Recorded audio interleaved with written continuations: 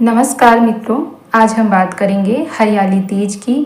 यह हरियाली तीज के साथ साथ हम इसे हरितालिका तीज के नाम से भी जानते हैं। तो आज हम इसकी पौराणिक और प्रामाणिक व्रत कथा के बारे में जानेंगे कि क्यों यह व्रत किया जाता है और क्यों हरियाली तीज मनाई जाती है। सावन मास के शुक्ल पक्ष की तृतीया तिथि को महिलाएं शिव पार्वती का विशेष पूजन करती हैं, वही हरियाली तीज कहा जाता है। देश के बड़े भाग में यही पूजन आषाढ़ तृतीया को मनाया जाता है, उसे हरितालिका तीज कहते हैं। दोनों में पूजन एक जैसा होता है अथा कथा भी एक जैसी है।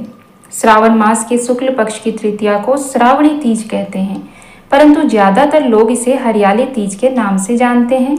यह त्यौहार मुख्य रूप से उत्तर भारत में मनाया जाता है। इस दिन स्त्रियां माता पार्वती और भगवान शिव की पूजा करती हैं। इस दिन महिलाएं निर्जला व्रत रखती हैं। इस व्रत को करवा चौथ से भी कठिन व्रत बताया जाता है। इस दिन महिलाएं पूरा दिन बिना भोजन जल के दिन व्यतीत करती हैं तथा दूसरे दिन सुबह स्नान और पूजा के बाद व्रत पूरा करके भोजन ग्रहण करती हैं। इसी वजह से इस व्रत को करवा चौथ से भी कठिन माना जाता है। तीज व्रत की कथा को हम जानते हैं। तीज व्रत की कथा क्या है जिसकी वजह से यह व्रत होने आरंभ हुए।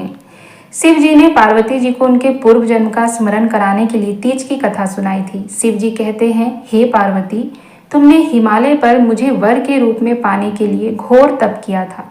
अन्न जल त्याग, पत्ते खाए, सर्दी गर्मी बरसात में कष्ट सहे। तुम्हारे पिता दुखी थे। नारद जी तुम्हारे घर पधारे और कहा, मैं विष्णु जी के भेजने पर आया हूँ। वह आपकी कन्या से प्रसन्न होकर विवाह करना चाहते हैं, अपनी राय बताएं। पर्वतराज प्रसन्नता से तुम्हारा विवाह विष्णु जी से करने को तैयार हो गए। नारद जी ने विष्णु जी को यह शुभ समाचार सुना दिया, पर जब तुम्हें पता चला तो बड़ा दुख हुआ। तुम मुझे मन से अपना पति मान चुकी थी। तुमने अपने मन की बात सहेली को बताई। सहेली ने तुम्हें एक ऐसे घने वन में छुपा दिया जहां तुम्हारे पिता नहीं पहुंच सकते थे। वहां तुम तप करने लगी। तुम्हारे लुप्त होने से पिता चिंतित होकर सोचने लगे, यदि इस बीच विष्णु जी बारात लेकर आ गए तो क्या होगा। शिव जी के आगे पार्वती जी से कहा, तुम्हारे पिता ने तुम्हारी खोज में धरती पाताल एक कर दिया, पर तुम न मिली। तुम गुफा में रेत से शिवलिंग बनाकर मेरी आराधना में लीन थी। प्रसन्न होकर मैंने मनोकामना पूरी करने का वचन दिया। तुम्हारे पिता खोजते हुए गुफा तक पहुंचे। तुमने बताया कि अधिकांश जीवन शिव जी को पति रूप में पाने के लिए तप में बिताया है। आज तप सफल रहा। शिव जी ने मेरा वरण कर लिया। मैं आपके साथ एक ही शर्त पर घर चलूंगी, यदि आप मेरा विवाह शिव जी से करने को राजी हों। पर्वतराज मान गए। बाद में विधि विधान के साथ हमारा विवाह किया। हे पार्वती, तुमने जो कठोर व्रत किया था उसी के फलस्वरूप हमारा विवाह हो सका। इस व्रत को निष्ठा से करने वाली स्त्री को मैं मनवांछित फल देता हूँ। उसे तुम जैसा अचल सुहाग का वरदान प्राप्त हो। इस व्रत को क्यों की जाती है? ज़्यादातर लोग इस व्रत को पति प्राप्ति के लिए ही करते हैं, या फिर वो कुंवारी लड़की हो और यदि शादीशुदा है तो अपने पति की लंबी उम्र के लिए करती हैं। सावन महीने के शुक्ल पक्ष की तृतीया तिथि को कहीं कजली तीज तो कहीं हरियाली तीज के नाम से जाना जाता है। भविष्य पुराण में देवी पार्वती बताती हैं कि तृतीया तिथि का व्रत उन्होंने बनाया है जिससे स्त्रियों को सुहाग और सौभाग्य की प्राप्ति हो।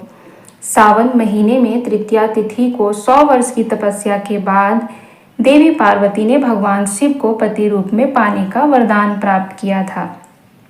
हरियाली तीज की पूजा विधि क्या है? हरियाली तीज के दिन विवाहित स्त्रियां अपने पति की दीर्घायु के लिए व्रत रखती हैं। इस दिन स्त्रियों के मायके से श्रृंगार का सामान और मिठाइयाँ उनके ससुराल भेजी जाती है।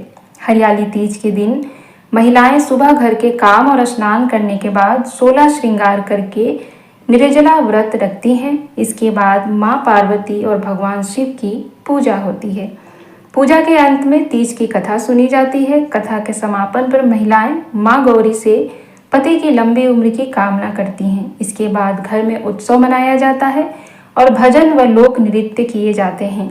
इस दिन हरे वस्त्र, हरी चूड़ियाँ, हरा लहरिया, हरा श्रृंगार, मेहंदी, झूला झूलने का भी रिवाज है। तो जो लोग भी जिस प्रकार से इस व्रत को मनाना चाहते हैं वैसे मना सकते हैं।